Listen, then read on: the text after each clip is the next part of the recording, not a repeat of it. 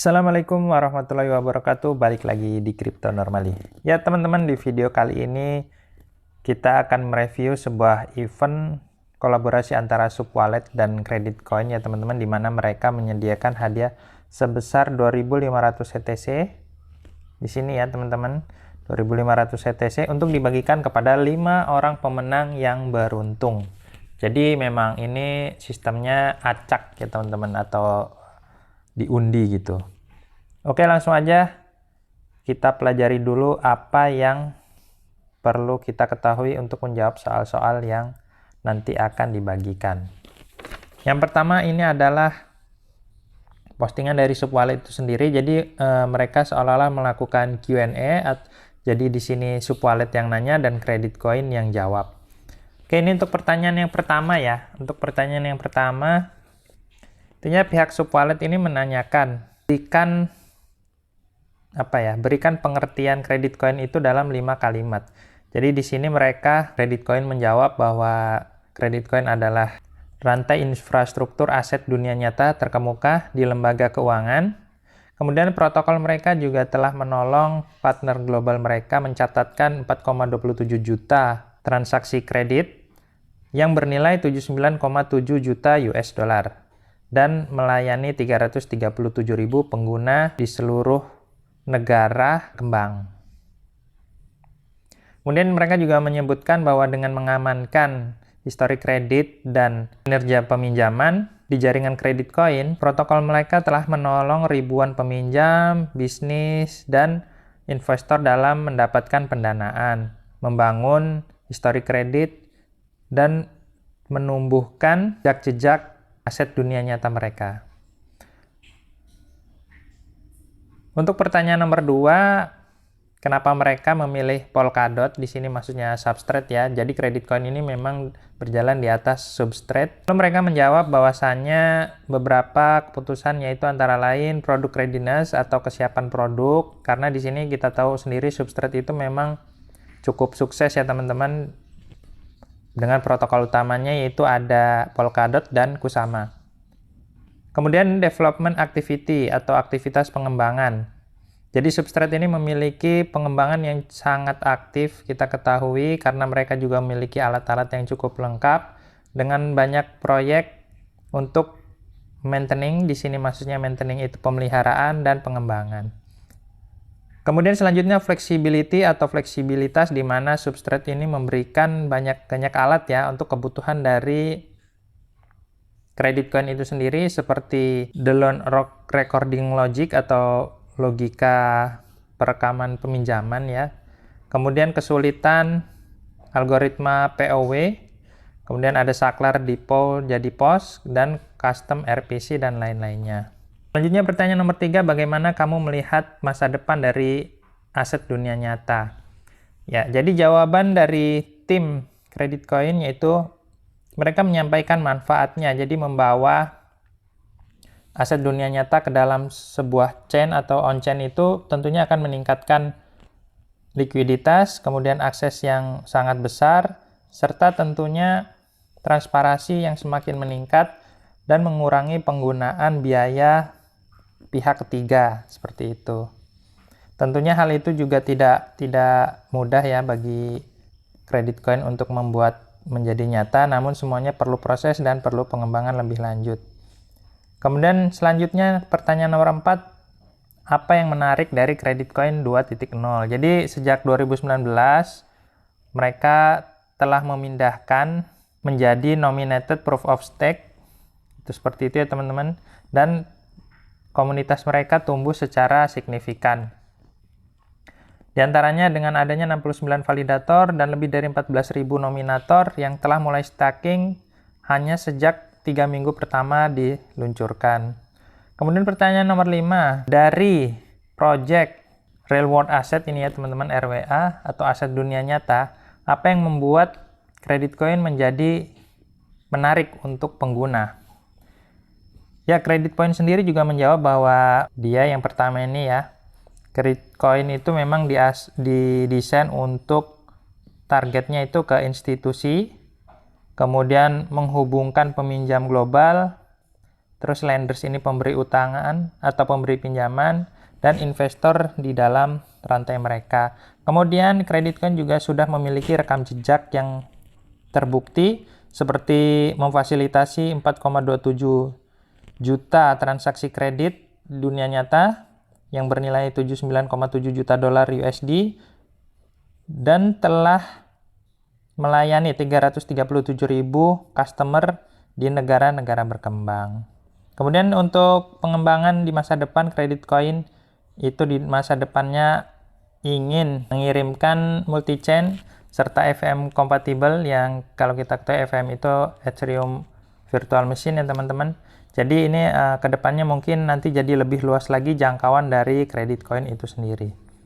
Ya, ini untuk pertanyaan dari subwallet untuk Credit Coin, kurang lebih seperti itu jawabannya kalau dalam bahasa Indonesia teman-teman. Selanjutnya ini pertanyaan dari Credit Coin ke subwallet. Nah, kita bisa lihat di sini ya teman-teman ya. Nah, jadi ini Credit Coin yang nanya, subwallet yang menjawab. Oke, langsung aja pertanyaan nomor 1. Credit Coin berpikir bahwa subwallet adalah wallet yang memiliki UI dan UX terbaik untuk Substrate. Lalu mereka bertanya hal apa saja yang membuat mereka mendesain subwallet ini.